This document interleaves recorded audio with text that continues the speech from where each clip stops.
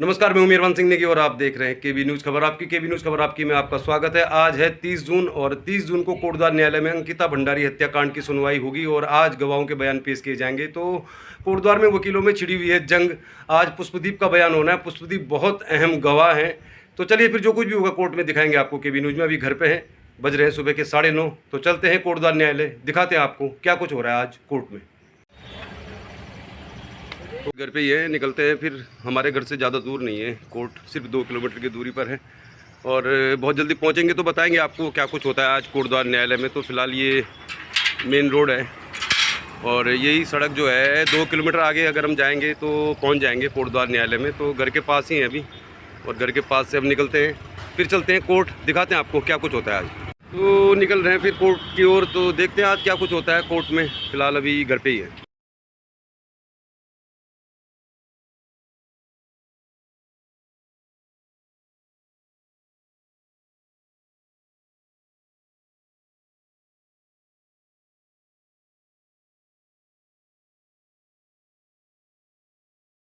तो केबी न्यूज़ देख रहे हैं आप, केबी न्यूज़ खबर आपकी में आज हम आपको दिखाएंगे अंकिता भंडारी केस की सुनवाई होनी है। 30 जून आज तारीख है और आज एक सबसे बड़े गवाह पुष्पदीप का बयान दर्ज हो सकता है। तो केबी न्यूज़ पर हम जरूर दिखाते हैं आपको। कोटद्वार न्यायालय में जो भी अपडेट होगा सिर्फ केबी न्यूज़ पर आपको दिखाई देगा। पिछली बार आपने देखा होगा हमने सब कुछ दिखाया आपको। तो आज अभी बज रहे हैं 10, कोर्ट परिसर में पुलिस तैनात है और भारी सुरक्षा बल यहाँ पर तैनात रहता ही है।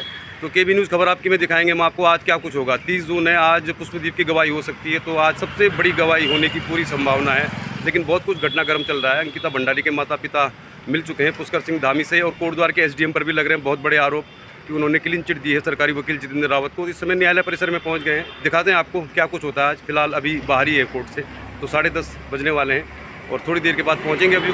तो केबी न्यूज़ खबर आपकी में देखिए आप, पल पल की अपडेट, सारी खबर दिखाएंगे आपको केबी न्यूज़ का। दीवानी न्यायालय परिसर कोटद्वार, और अभी तो काफ़ी समय है लेकिन गेट पर आप देखेंगे तो अभी पुलिस बल पहले से ही तैनात है। और जब भी कोई तारीख होती है तो पुलिस के लिए एक बहुत बड़ी जिम्मेदारी होती है कि अभियुक्तों को सही सलामत कोर्ट के अंदर प्रवेश कराया जाए और इसके लिए सुबह से ही यहाँ पे पुलिस बल तैनात रहता है। अभी तो बहुत कम टाइम हुआ है, तो दिखाते हैं आपको कैसी है यहाँ पे सुरक्षा व्यवस्था। केबी न्यूज़ खबर आपकी देख रहे हैं आप, चैनल को सब्सक्राइब भी कर दीजिए। पुलिस के सारे आला अधिकारी मौजूद हैं कोटद्वार न्यायालय में और ये न्यायालय का गेट है, गेट पर पुलिस बल तैनात है और बहुत बड़ी संख्या में पुलिस यहाँ पर रहती है। अभी तो काफ़ी समय लगेगा लेकिन देखेंगे आप, सीओ कोटद्वार यहाँ पे पहुँचे हैं और भी बहुत सारे पुलिस वाले पहले ही पहुँच चुके हैं। तो सुरक्षा के मद्देनज़र यहाँ पे पुलिस बल तैनात रहता है। पुलिस ऑफिसरों की गाड़ियाँ सुबह ही 9:30 बजे यहाँ पे पहुँच जाती हैं। तो क्या कुछ होगा आज सब कुछ दिखाएंगे आपको केबी न्यूज़। जी सड़क है ये और कोटद्वार बाबर को जोड़ने वाली सड़क है, तो यहाँ पे कुछ भी होने की संभावनाएँ हमेशा मौजूद रहती हैं। तो इसीलिए पुलिस बल तैनात है और आज बहुत कुछ ऐसा होने वाला है जो पहले नहीं हुआ है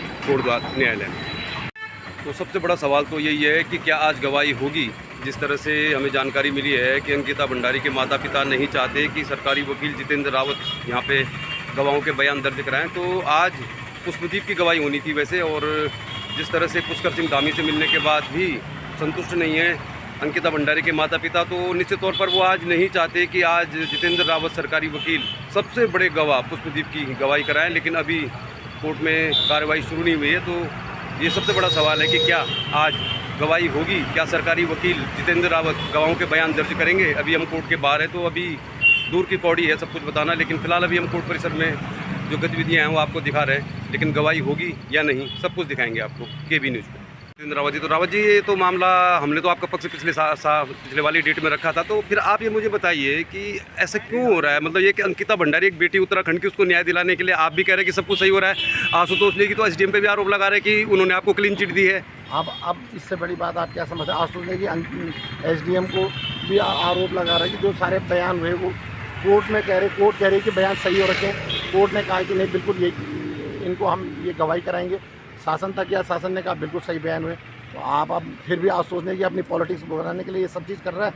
तो ये तो आशुतोष नेगी जब वो कोर्ट की अवमानना कर सकते हैं, ये तो सरासर कोर्ट की अवमानना है कि वो ये कह रहे हैं कि जो बयान दिए थे वो बयान लिखे नहीं गए, प्रिजाइडिंग ऑफिसर सामने बैठा है। तो ये हमने दरखास्त आज कोर्ट में भी दे रहे हैं ये कोर्ट की अवमानना है। अच्छा रावत जी, ऐसा लग रहा है कि वो पिछली तारीख में भी इसलिए बयान करा दिए कि मनवीर चौहान को तो जापान जाना था, वो ये कह रहे इसलिए कराए। तो अब आपको क्या लगता है आखिर इन न्याय दिलाने की प्रक्रिया में आशुतोष नेगी जैसा आप कह रहे हैं वो ज़्यादा दुष्प्रचार कर रहे हैं आपके खिलाफ, आपका कहना है, मेरा तो क्या उनका क्या लाभ हो सकता है इसमें? उनका लाभ केवल इस मामले को ज्वलंत रखना है जब तक ये चुनावी सरगर्मी नहीं होती, और चुनाव तक अपने को ताज़ा रखना है कि मैंने ये सब चीज़ कराई है, बाकी इससे अलावा कोई तो आज क्या है फिर? आज तो गवाह आएंगे, गवाही होगी, गवाह होंगे अभी। मतलब आपको ऐसा कोई आदेश नहीं मिला इस केस से हटने का? नहीं, मतलब और आप तब तक नहीं हटेंगे जब तक आपको सरकार नहीं कहेगी? कैसे हट सकते हैं? जी। तो आज गवाहों के बयान हो सकते हैं?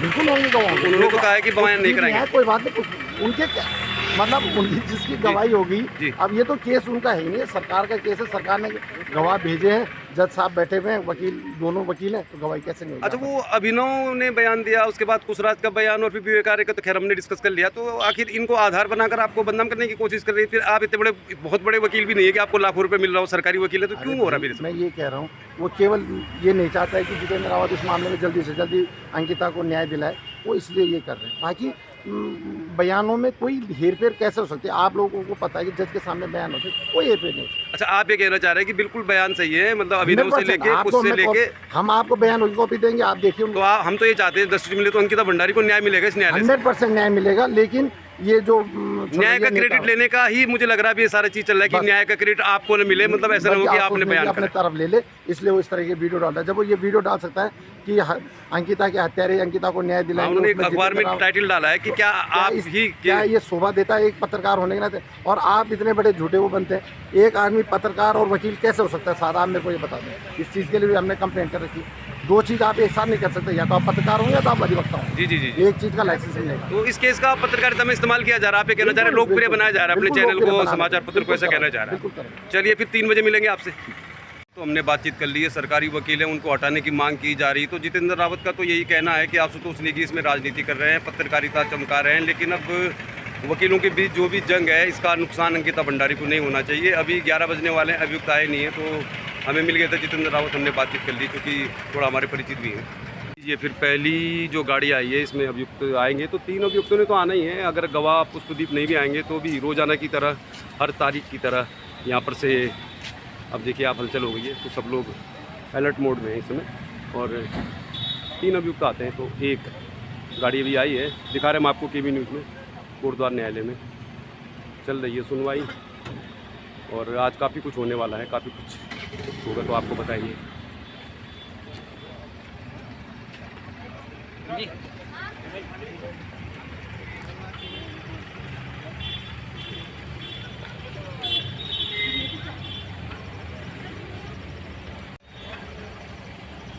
तो ये जो दिखाई दे रहा है आपको, ये पुष्पदीप तो नहीं आया है, लेकिन ये पुलकित आर्य हमेशा ऑरेंज कलर की जर्सी पहनकर आता है बंदा, देखिए आप।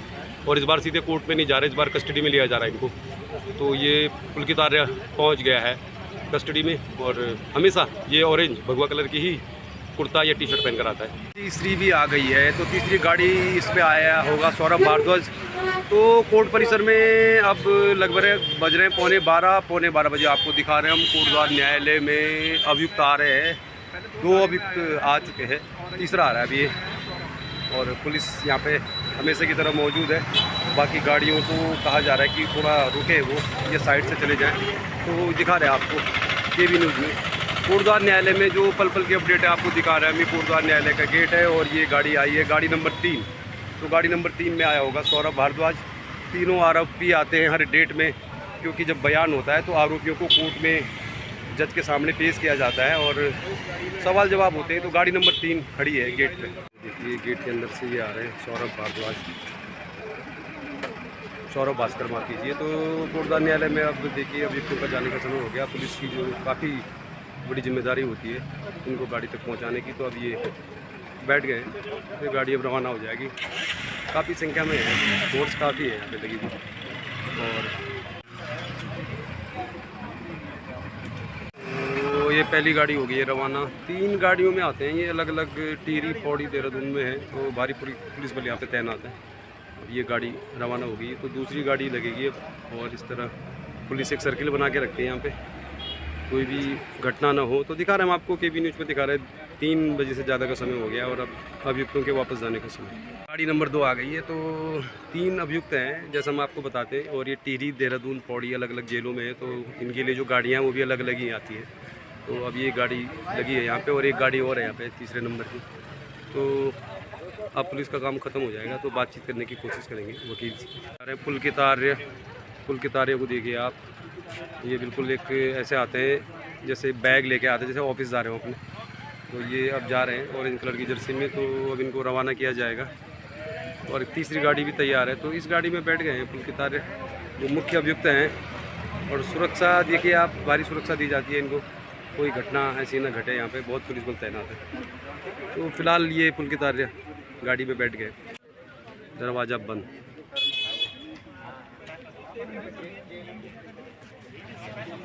और आप देखिए कितनी, और ये एक और अभियुक्त, 3 अभियुक्त है। तो तीसरी गाड़ी भी अब रवाना हो रही है। तो पुलिस के लिए अब लगभग, तो अंकिता भंडारी केस में लगभग सुनवाई आज खत्म हो गई। और जैसा हम आपको बता ही रहे थे केबी न्यूज़ खबर आपकी में कि आज पुष्पदीप की गवाही नहीं होगी, क्योंकि अंकिता भंडारी के माता पिता और वकील आशुतोष नेगी नहीं चाहते कि जितेंद्र रावत पुष्पदीप का बयान दर्ज करें। लेकिन कोर्ट में आज कार्रवाई हुई। साइबर सेल के जो वहाँ पे लोग थे जिन्होंने चार्जशीट में भी साइबर सेल में लोकेशन बताई थी अभियुक्तों की, तो साइबर सेल के 2 जो पुलिस वाले थे उनका बयान आज दर्ज किया गया। लेकिन आज न तो यहाँ पे आशुतोष नेगी आए, न अंकिता भंडारी के माता पिता आए। लेकिन कोर्ट में कार्रवाई हुई, बयान भी दर्ज हुए। और जितेंद्र रावत अब एक तरफ कुआं एक तरफ खाई वाली बात है। उन पर बहुत सारे आरोप लग जरूर रहे हैं, लेकिन अगर वो इस केस से हटते हैं तो ये माना जाएगा कि उन्होंने गलती की है, इसलिए उस केस में बने हुए हैं। और उनका दावा है कि जो भी काम हुआ है बिल्कुल सही हुआ है। और आशुतोष नेगी जो है वो पत्रकारिता चमकाने के लिए उन पे आरोप लगा रहे हैं। तो क्या सही है क्या गलत है ये तो हम नहीं कह सकते, लेकिन चलिए दिखाते हैं क्या कुछ कहना है जितेंद्र रावत, सरकारी वकील, जिन पर लग रहे हैं बहुत सारे आरोप। तो हम जरूर आपसे उनकी बातचीत दिखाएंगे। हमने उनके साथ बातचीत की है। तो कटघरे में तो जरूर खड़े हैं जितेंद्र रावत, लेकिन जितेंद्र रावत इस केस से हटना नहीं चाहते। अगर उस केस से हटेंगे तो ये माना जाएगा कि उन्होंने गलती की है। तो फिलहाल आशुतोष नेगी पर उल्टा आरोप लगा दिया उन्होंने, और ये भी कहा है कि वो आशुतोष नेगी जो पत्रकार भी है, वकील भी है, उन पर केस करेंगे। तो केबी न्यूज़ खबर आपकी में आज हम आपको दिखा रहे थे कोर्ट में क्या कुछ हुआ, तो अब आपको दिखा रहे क्या कहना है जितेंद्र रावत का, क्योंकि आज का बयान भी काफ़ी महत्वपूर्ण है। क्या कोर्ट की कार्रवाई खत्म हो गई है? सुबह हमने आपसे बातचीत की थी, तो आप मुझे बताएंगे आज क्या हुआ? आज 2 गवाह हमने बुलाए थे। ये पुलिस वाले थे या वैसे ये साइबर सेल के एक्सपर्ट थे जी, जिनके लोकेशन वगैरह जिन्होंने ट्रेस की थी, ये उसके गवाह थे। और एक पुष्पदीप को बुलाया था। तो पुष्पदीप को तो जैसा आपको पता ही है, हाँ वो तो खैर तो अलग मामला हो गया। तो जो आज गवाह बुलाए थे आपने, ये साइबर सेल के एक्सपर्ट थे, तो वहाँ पर जैसा CCTV फुटेज निकला था वन विभाग का, CCTV वाले अब आए। अच्छा। ये साइबर सेल कॉल डिटेल वाले थे जिन्होंने कॉल डिटेल चेक करी कि अक्यूज कहाँ थे इंसिडेंट के दिन, अक्यूज और जो मृतका थी उनकी लोकेशन कहाँ थी और कहाँ तक रही। तो क्या रहा बयान में फिर क्या लगता है? एक्सपर्ट आदमी है, उन्होंने जो CDR निकाल रखी है, जो लोकेशन बता रखी है, वो उनके द्वारा लोकेशन सही बताई गई कि घटना के दिन उनकी लोकेशन में है। अच्छा, कॉल डिटेल से ये निकल रहा है, मतलब घटना के लोकेशन से निकल रहा है कि जो मतलब अंकिता भंडारी को न्याय दिलाने वाली बात है, उसमें जो उनकी लोकेशन है अपराधियों की जो अभियुक्त है, जो लोकेशन हमारे एक्सपर्ट ने निकाली थी वही लोकेशन उन्होंने कोर्ट में बताई है कि वो लोकेशन उनके डॉक्यूमेंट जो है ये मृतका और उसके अक्यूज के जो मोबाइल लोकेशन है वो एग्जैक्ट उन्होंने साबित करी कि उसकी लोकेशन उस दिन 18 तारीख को यहाँ है। अच्छा, इसके बाद बंद थी। अच्छा, ये चार्जशीट में भी इस तरह का ही होगा ना? चार्जशीट में भी उन्होंने लोकेशन बताई होगी, बिल्कुल उसी को साबित किया। अच्छा, तो फिर आज जैसा अब मामला, आज तो साइबर सेल की बयान हुए, तो आज मतलब उस तरह की कोई बात नहीं थी और आपको लेकर बड़ा मतलब कहते हैं आपको चौथा अभियुक्त बनाया जा रहा है, देखा जाए तो मेरे को तो मुख्य अभियुक्त बनाया जा रहा है, चौथा तो आपको बनाया जा रहा है। तो अब इसमें आशुतोष नेगी जी जो चाहेंगे वो करेंगे। अभी तो कई जब तक राजनीतिक रोटियां सीखनी है उनको वो करेंगे। अच्छा रावत जी, देखो आप कोटद्वार के स्थानीय निवासी हैं। शुरू में क्या हुआ था कि यहाँ पे जब केस शुरू हुआ था तो बार एसोसिएशन के अध्यक्ष ने ये कहा था, पंत जी ने, कि कोटद्वार बार एसोसिएशन का कोई भी वकील अभियुक्तों का केस नहीं लड़ेगा। हाँ। तो वहाँ पर ये लग रहा था कि यार अच्छा है, सेंटिमेंट है लोगों का अंकिता भंडारी के साथ, चलो उन्होंने केस लड़ा। अब आपको लेकर आपको बलि का बकरा बनाया जा रहा है या फिर अब आप ही बताइए। ये तो ऐसा मामला है ना, लोग तो आपके खिलाफ बहुत कमेंट आ रहे हैं हमारे चैनल में, और हम तो आपको स्थानीय तौर पर जानते हैं, तो हमें तो नहीं लगता कि आप। मैं ये बता दूं कि जो मेरे खिलाफ जानने वाले वो आशुतोष नेगी है। इसके अलावा न कोई अधिवक्ता न कोई न्यायालय के सामने सारी चीज़ें होती, न्यायालय ने कोई वो नहीं कहा है आज तक। आप ये बता दो मेरे को कि मुलजिमों को इस कोर्ट से, मेरे जहाँ तक मैं लड़ रहा हूँ 9 महीने से, कोई रिलीफ किसी तरीके की हुई हो? सारी एप्लीकेशन है हमारी अलाउ हुई, बेल उनकी खारिज हुई। सारे गवाह मुस्तैदी से आप पता कर सकते हैं कि 302 के मामले में 3 महीने में 14 गवाह किसी ने कराए हैं कि नहीं कराए। तो ये हमारी काबिलियत SIT की काबिलियत थी कि 3 महीने में हमें तो उनको तो हमें बोलना चाहिए कि आपने बहुत अच्छा काम कर रहे हो और हमें वो देना चाहिए। लेकिन क्या है, सोशल मीडिया में हमारी छवि को ख़राब करने की कोशिश की जा रही है, उसमें हम कुछ नहीं कर सकते। हमने अपना काम करना है। जिस दिन न्यायालय ये कहेगा कि भाई नहीं आप गलत काम कर रहे हो, हमें हटाएगा तो हम अच्छा, तो आपके लिए तो ये वाली बात होगी ना कि अगर मोरल ग्राउंड में आप हटते हैं तो लोग ये मानेंगे कि आप गलत काम कर रहे थे। ये तो बात होगी। नहीं, मैं आपको एक चीज़ बता रहा हूँ। मैं मॉरल ग्राउंड में 26 तारीख को मैंने आपको सुबह बताया था। हाँ जी। मैं 26 अप्रैल को लिख चुका हूँ इसमें। जी। माननीय जिलाधिकारी महोदय को लिख चुका हूँ। मतलब इस घटना 2 महीने पहले, ये बात तो आप कह रहे हैं, आप मेरे से रिसीविंग कॉपी ले जाना और उन माननीय साहब आशुतोष नेगी को दिखाना कि 26 अप्रैल को तो जितेंद्र रावत जी जिलाधिकारी महोदय को लिख चुके हैं कि इसमें मेरे खिलाफ दुष्प्रचार किया जाएगा और इसमें कुछ प्राइवेट अधिवक्ता किए गए। आपने जो 7 प्राइवेट अधिवक्ता नियुक्त कर रखे हैं जो साथ में रहते हैं, उनको तो आप कुछ नहीं कह रहे हैं। जी। और आप सिर्फ मेरे को टारगेट कर रहे हैं। तो ये बात मैंने 26 अप्रैल को रिसीव करा दी थी कि मुझे एक और सरकारी अधिवक्ता मेरे साथ कर दिया जाए ताकि हम किसी पे कोई दोष आरोपण न पड़े। लेकिन जिलाधिकारी महोदय ने कहा कि हमारे क्षेत्र से बाहर की बात है और चूँकि आपको शासन ने कर रखा है तो इसलिए हम दूसरे को अपॉइंट नहीं करते। मैं अभी भी ये कह रहा हूँ शासन से कि अगर मेरे साथ किसी और को मेरे मोरल, हमने तो जो सही काम कर रखा है वो सबके सामने है, न्यायालय के सामने है, शासन के सामने है। तो मेरे को हम तो कहीं गलत है ही नहीं। अच्छा, सब जैसे आप लोग इतना आरोप लगा रहे हैं, पेपर में छापा है कि हत्यारे अंकिता के हत्यारे अंकिता को इंसाफ दिलाएंगे, जिसमें मैं ही नहीं, मेरे माननीय SDM साहब को भी नामित किया गया और हमारे ये माननीय विधायक रेणु बिस्ट का नाम भी लिखा लिया। आप स्पेस पे फोटो मेरी छापी है, आप लिखे ना कि हत्यारा कौन है। तो इस बारे में तो शासन ने वो दिलाया कार्य और बाकी डेफिमेशन की कार्रवाई माननीय आशुतोष नेगी के खिलाफ जरूर की जाएगी। मेरे द्वारा इस मामले में सभी वो लेने के बाद कार्रवाई कर दी जाएगी और कल मैं नोटिस भेज दूँगा। अच्छा, आखिरी सवाल। अच्छा छोड़िए, देखो रावत जी, ऐसा है, देखो सबका मकसद एक ही है। हम लोग भी अगर यहाँ, मेरा मकसद ये है कि अंकिता को न्याय दिलाना। लेकिन मैं आपके माध्यम से अभी भी कहना चाहता हूँ, जो उनके साथ लोग खड़े हैं उनका मकसद ये है कि इस चीज़ को जिंदा रखना और अपनी राजनीतिक रोटी से। अच्छा रावत जी, मैं आखिरी बात, आप आज फुर्सत भी है तो मैं तो ये कहना चाह रहा हूँ कि चलो ठीक है, आशुतोष नेगी भी अपनी पत्रकारिता चमका रहे हैं या जो भी है, उन्होंने इसका बेनिफिट लेने की कोशिश की होगी। बहुत सारे लोगों ने लिया है, बहुत से लोग चैनल चला रहे, ले रहे। लेकिन अब असली मसला ये है कि अंकिता भंडारी को इस अदालत में न्याय मिल जाएगा, क्योंकि वो तो कह रहे हैं कि अभिनव, कुशराज, विवेक आर्य। तो मैं लोग ये जानना चाह रहे हैं कि न्याय मिलेगा या नहीं मिलेगा। असली चीज़ ये देखो, जो गवाह हो गए हैं उनकी गवाही मैं आपके माध्यम से आप सबको बताइए कि पूर्णतः सत्यनिष्ठा के आधार पे और सही गवाही है और उस गवाही के आधार पे मैं आपको आश्वासन देता हूँ, आप हमारी मदद कीजिए। हम इस मामले को त्वरित से त्वरित निस्तारित करके अंकिता बहन को न्याय दिलाएं। धन्यवाद राजीव। हम आपको दिखा रहे पूरी कार्रवाई कोर्ट की। हमारे साथ मौजूद है राजीव गौड़, जो यहाँ पे वकील है और अंकिता भंडारी की ओर से वकील है। तो गौड़ जी, शुरू में क्या हुआ था कि कोटद्वार बार एसोसिएशन ने कहा कि कोई भी वकील जो है अंकिता भंडारी के अभियुक्तों का केस नहीं लड़ेगा। बार एसोसिएशन ने कहा था, लेकिन बार एसोसिएशन की तरफ से ही केस लड़ा जा रहा है अंकिता भंडारी की जो अभियुक्त है उनकी तरफ से।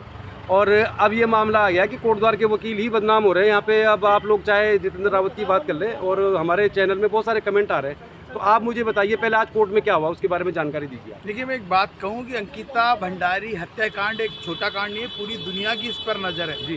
कोटद्वार, उत्तराखंड या भारत की बात नहीं है, पूरे विश्व के लोग इस पर नज़र रखे हुए।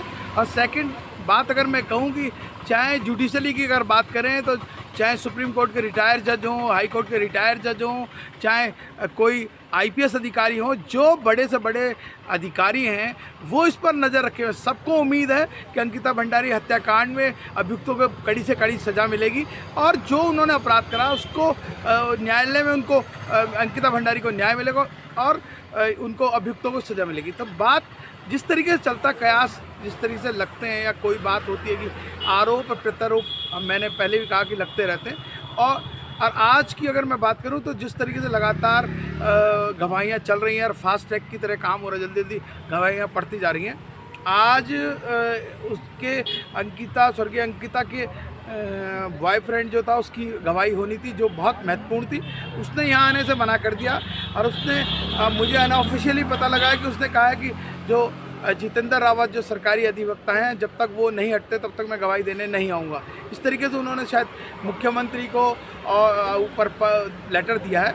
तो इस तरीके से अगर मैंने पहले भी कहा, आज भी कह रहा हूँ कि देखिए, पहले अमित सजवाणी जी वकील थे, सरकारी वकील थे, और उन पर आरोप लगे, वो उन्होंने अपना पल्ला झाड़ दिया, वो हट गए।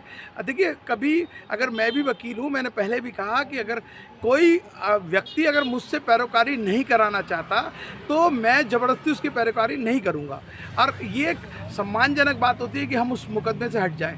बात पद की नहीं है। जितेंद्र रावत के बारे में जो उनके माता पिता आरोप लगा रहे हैं, अब वो तो वही जाने कि क्या आरोप है, क्या सही है, क्या गई है। लेकिन जिस तरीके से जनता में बात उड़ रही है, जो जिस तरह से लोग लगातार कह रहे हैं कि आरोप उन पर ऊपर लग रहे हैं, और अंकिता की माँ पिताजी उनसे संतुष्ट नहीं है, तो उनको अपनी इच्छा से उसको छोड़ देना चाहिए, उस मुकदमे को। वो अपने पद पर बने रहे, जो अगर सरकारी वकील हैं तो रहेंगे, लेकिन इस मुकदमे से हट जाएंगे तो बेहतर रहेगा, क्योंकि उनका भी सम्मान बना रहेगा और उनकी भी इच्छा पूरी हो जाएगी।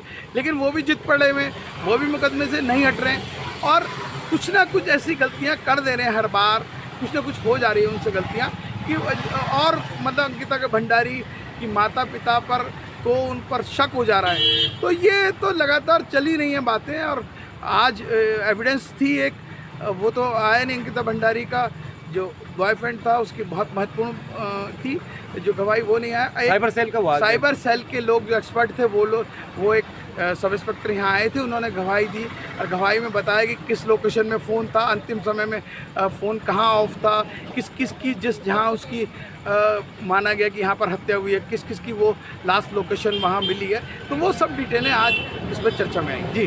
अच्छा, इसे लगता है आज जो साइबर सेल के संस्कृति में बयान जो उनका आया है, साइबर सेल का जो बयान आया है, तो आपको क्या लगता है ये भी एक महत्वपूर्ण कदम हो सकता है अंकिता भंडारी के अभियुक्तों को न्याय दिलाने में? देखिए, किसी भी केस में कड़ी जुड़ती है तब मुकदमा पुख्ता बनता है, कहीं पे कड़ी अगर टूट जाती है तो मुकदमा हल्का हो जाता है। तो ये भी एक कड़ी है उसकी।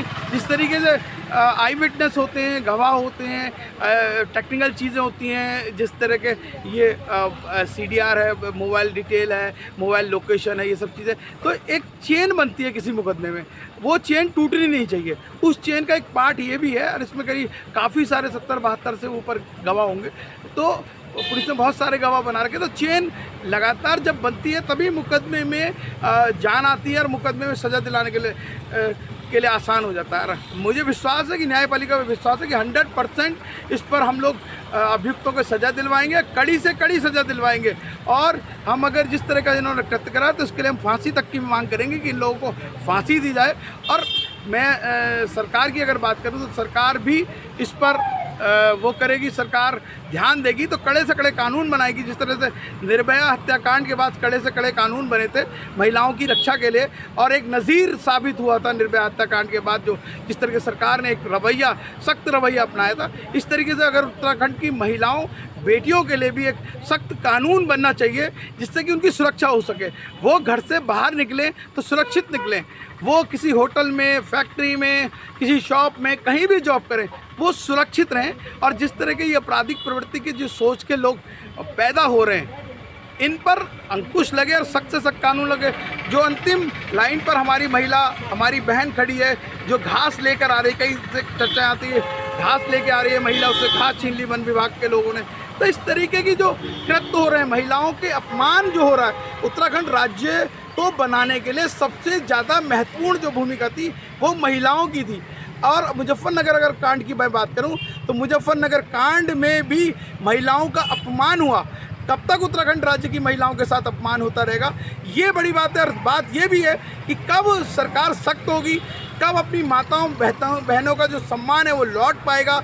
और हमने अलग राज्य की मांग करी थी, हम उत्तराखंड के राज्य के लोगों ने, मैं भी एक आंदोलनकारी होने के नाते इस बात कहता हूँ कि हमने पहाड़ी राज्य की मांग करी थी। हमने ये मांगे नहीं करी थी कि हमारे साथ रुद्रपुर, हरिद्वार, ये वो जोड़ लो। ये लोग सब उत्तराखंड राज्य के विरोध कर रहे थे उस समय उत्तराखंड राज्य के टाइम पे। आज हरिद्वार, रुद्रपुर, किच्छा, काशीपुर, ये लोग जुड़ गए। और अपराध में ज़्यादातर अगर अपराध की बात करें तो जो तराई क्षेत्र के लोग हैं, वहाँ रहने वाले लोग हैं, जो बेल्ट है वहाँ से, जो जैसे इधर अगर रुड़की हरिद्वार की बात करें, यहाँ मुजफ्फरनगर की बेल्ट जुड़ जाती है। अगर हल्द्वानी की बात करें तो रामपुर से बेल्ट जुड़ जाती है। अगर कोटद्वार की बात करें तो हजियात बिजनौर की बेल्ट जुड़ जाती है। एक बात जानना चाह रहा हूँ आपसे, देखिए अंकिता भंडारी केस में लोगों को पहले से ही सरकार के रवैये पर ढीला ढाला रवैया था। जैसे रिजॉर्ट को तोड़ दिया गया, वहाँ पर जो भी जो इलेक्ट्रॉनिक्स उपकरण थे, CCTV था, जो भी था सब हटा दिया गया। अंतिम संस्कार भी बहुत जल्दी किया गया। तो लोगों को पहले से संदेह था। अब कोटद्वार में जिस तरह से बातें चल रही, तो आपको नहीं लगता कि इसमें कोटद्वार का भी थोड़ा नाम बदनाम हो रहा है, जिस तरह के आरोप लग रहे हैं? या वकील जो एक पेशा होता है, उसको लेकर भी अब लोग सेंटिमेंटली इनके तब भंडारी से जुड़े, तो आपको नहीं लगता कि ये जो देखिए, मैं कह रहा हूँ कि कहीं कभी ऐसा होता है कि कुछ गलतियों के कारण पूरा पेशा बदनाम हो जाता है। एक मछली सारे समंदर को, सारी नदी को, सारे तालाब को गंदा कर देती है। कई बार ऐसा होता है कि जब हमारे या किसी भी पेशे में कोई गलती हो जाती है किसी व्यक्ति के द्वारा, तो सबको शक की निगाहों से देखा जाता है। लेकिन सारे वकील एक जैसे नहीं होते, सारे पत्रकार एक जैसे नहीं होते, सारे नेता एक जैसे नहीं होते, सब तरह के लोग होते और शक होना एक जायज़ है। जैसे मैं आप पिछली घटना बात हूँ, पिछले दिन गवाही थी, तो मैं अंकिता भंडारी की तरफ से मैंने वकालतनामा लगाया, तो हमारे ही वकील उसमें ऑब्जेक्शन कर रहे हैं। जितेंद्र रावत ऑब्जेक्शन कर रहे हैं कि भाई इतने वकील नहीं हो सकते, ऐसा नहीं हो सकता। उससे पहले क्या हुआ कि हम लोग कोर्ट में खड़े थे, तो हमको कोर्ट में खड़े होने से अंदर मना कर दिया गया। यहाँ तक भी हुआ पिछली डेट में कि यहाँ बार की सेक्रेटरी हैं, यहाँ वो कोर्ट के अंदर आ गई, जबकि उनको अधिकार नहीं है हमें कहने का। कोर्ट के अंदर आने के बाद उन्होंने कहा कि आप बाहर जाइए, आप यहाँ नहीं बैठ सकते, जबकि हम एडवोकेट हैं। खुली अदालत है, खुली अदालत में किसी भी बैठने का अधिकार होता है। वो बार की सेक्रेटरी हमें कहती हैं कि कोर्ट में आप नहीं बैठ सकते, और ऐसा है, मैं विरोध करती हूँ, ये करती हूँ। तो इस तरीके के जो प्रोपेगेंडा चल रहा है, वो भी जो बार की सेक्रेटरी है वो भी उसी गुट से बिलोंग करती हैं जिस पर आरोप लग रहे हैं, उसी गुट की है बार की सेक्रेटरी। तो उन्होंने हमें उठा दिया। आशुतोष नेगी जो पत्रकार हैं, जिन्होंने क्यों रोका गया? ये इस बात का समाधान आज तक किसी को मालूम नहीं चला। उनको गेट पे क्यों रोका गया? मैं गेट में तो पहले रोका गया। यहाँ के जो आज पुलिस अधिकारी थे, उन्हें लगता था कि यहाँ की सुरक्षा पे सेंध लग जाएगी, तो आशुतोष नेगी को यहाँ रोक दिया गया। जब उन्होंने लाइव करा, उसके बाद SP बॉडी से बात करी, तो फिर अंदर ले लिया गया।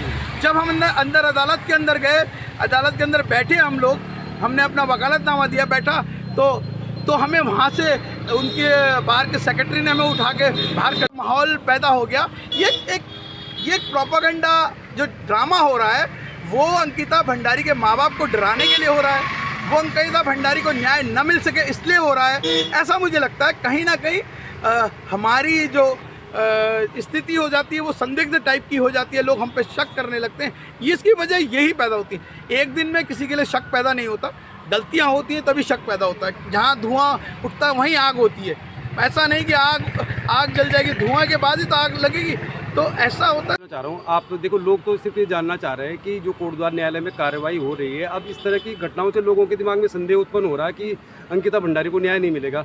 मैं आपसे आखिरी में खाली एक बात पूछना चाह रहा हूँ, जो भी बयान हो रहे हैं, आज साइबर सेल के अधिकारियों ने भी बयान दिया है, तो क्या आप जनता को क्या भरोसा दिलाना चाहते हैं कि कोटद्वार न्यायालय में हमें न्यायपालिका के भरोसा है कि 100% सज़ा पड़ेगी अभियुक्तों को, और हम मांग करेंगे इनको फांसी की सज़ा पड़े।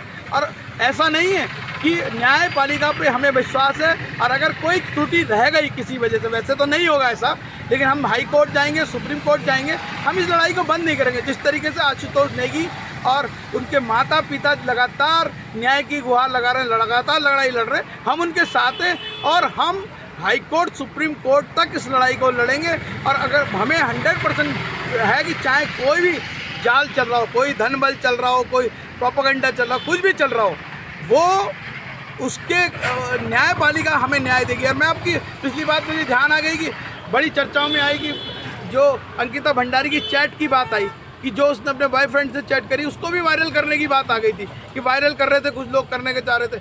अरे किसी का व्यक्तिगत मामला है, आपको बोलने की ज़रूरत नहीं, पर वो सब प्रोपेगेंडा इसलिए कि उनके माँ बाप का मॉरल टूट जाए। कहना चाह रहा हूँ, अब देखिए, अब क्या है कि यहाँ पे दो तरह की बातें हो रही है। जितेंद्र रावत भी आरोप लगा रहे हैं कि आशुतोष नेगी पत्रकारिता चमका रहे हैं, जो भी कर रहे हैं। आप ये बताइए, कोटद्वार में जो SDM प्रमोद कुमार हैं, इन्होंने ही जितेंद्र रावत को क्लीन चिट दी है DM के कहने पे, तो क्या लगता है? उनका ये कहना है कि ये वनंतरा रिजॉर्ट जब टूट रहा था, उस समय JMK सर के SDM थे, तो इसको लेकर भी अब लोगों में शक हो रहा है। पहले जितेंद्र रावत थे, अब SDM को लेकर भी सवाल उठाए जा रहे हैं, तो क्या कहेंगे आप SDM? देखिए, दिक्कतें सब जगह से हैं। देखो, इसको बोलते हैं एक तरह का माफिया तंत्र होता है, और हर जगह माफिया पैदा हो गए हैं। एजुकेशन में आपने देखा होगा माफिया पैदा हो गए, शराब में माफिया हो गए, लकड़ी में माफिया हो गए, हर चीज़ में माफिया तंत्र पैदा हो गया। माफिया का मतलब ही यही होता है कि जब अच्छे बुरे, सफ़ेद पोश और वाइट कॉलर लोग भी किसी गलत काम में संलिप्त हो जाते थे। ये इसको माफिया तंत्र कहते हैं। एसडीएम की भूमिका को लेकर क्या लगता है? देखिए, एसडीएम की भूमिका भी, अगर एसडीएम ने इस तरह की रिपोर्ट दी है तो वो भूमिका संदिग्ध है, और बिना जांच करे हुए उन्होंने इस तरह की बात कही है। उन्होंने किसी के बयान नहीं लिए। अगर वो 10-20 आदमियों के बयान लेके उस रिपोर्ट को देते, कोर्ट में जाते, बार एसोसिएशन के अध्यक्ष हैं पंजी, अजय पंजी, उनके बयान लेते, 2-4 वकीलों के लेते कि भाई इन्होंने क्या करा, उसके माँ बाप के बयान लेते, आशुतोष नेगी के बयान लेते, उसके बयान देने के बाद डीएम को रिपोर्ट भेजते कि इनकी गलती नहीं है, तो मैं मान लेता। उन्होंने किसी के बयान नहीं लिए, किसी से बात नहीं करी। ये सारी चीज़ें संदिग्ध है और इन पर सवाल खड़े होंगे और हम लोग ऑब्जेक्शन करेंगे। वो आशुतोष नेगी कह रहे थे कि हम ऑब्जेक्शन करेंगे, डीएम क्या एक लेटर देंगे कि जांच संदिग्ध है, इस पर ऑब्जेक्शन करते हैं। अच्छा, ये बहुत चलिए ठीक है रावत, बहुत बात होगी गौड़ जी। अब जितेंद्र रावत जी के सामने तो वही समस्या है, अगर वो मोरल ग्राउंड पे अब जाके केस से हटते हैं तो यही माना जाएगा कि उन्होंने गलती की है, तो शायद इसलिए देखो हम लोग धर्म को मानने वाले लोग हैं और धार्मिक लोग हैं, ईश्वर को मानते हैं, और गलतियां हर किसी से होती हैं। ऐसा नहीं कि मैंने जीवन में गलतियां नहीं करी, गलतियां हो जाती हैं, उसमें माफ़ी मांगने में कोई बुराई नहीं है। अगर आप गलती को दोहराते हैं और गलती पर जिद करते हैं कि नहीं मैंने गलती नहीं करी, मैं तो ठीक छूँ, इस तरह की अगर बात करते हैं कि मैं ठीक छूँ और मेरी गलती नीच, तो ये अपने आप में गलत बात है। मतलब ये है कि अगर गलती होती है, हमसे भी होती है, हमने भी माफ़ी मांगने में क्या बुराई है। हाँ, ऐसा कहा जाता है, हम तो धर्म को मानने वाले लोग हैं, ईश्वर को मानने वाले लोग हैं, जो माफ़ी मांगने से आदमी का कद बड़ा होता है, कद छोटा नहीं होता कभी। सुनवाई कब है? अगली सुनवाई इस पे मोरल ग्राउंड पे जब उसके माता पिता रोते रोते मुख्यमंत्री तक पहुंच गए, तो आप ये कहना चाह रहे हैं कि अब जितेंद्र रावत को इसमें कम से कम मौके को देखते हुए मतलब रिजाइन करना चाहिए, हटना चाहिए? देखो, अगर बात है मोरल की बात, देखो जिद अलग होती है और एक ये बड़ा सेंसिटिव मामला है। सिर्फ एक हत्या का मुकदमा नहीं है, इसके साथ जन भावनाएं जुड़ी हुई हैं। ये कोई छोटा मोटा मुकदमा नहीं है, ये आने वाले वक्त में नज़ीर बनेगा, और हो सकता है इसी मुकदमे को लेकर पूरा कानून बने। तो छोटा मुकदमा लेके मत चल, आम हत्या का मुकदमा को ये न माने कि अंकिता भंडारी हत्याकांड, ये आम हत्या का मुकदमा है, इस पर नज़ीर बनेगी। आने वाले टाइम पे अगर बात उठेगी विधानसभा में, संसद में, कहीं भी बात उठेगी, तो आने वाले टाइम में इस पर कानून बनेगा सख्ती से, इसी की जिससे महिलाओं की सुरक्षा हो सके। और जी, कब तक लग रहा है आपको? दिसंबर तक माने कि गवाहों के बयान पूरे हो जाएंगे? अभी लगता है ये दिसंबर तो नहीं कहूँगा, पर नवंबर तक लगेगा टाइम। देखते रहिए केबी न्यूज़।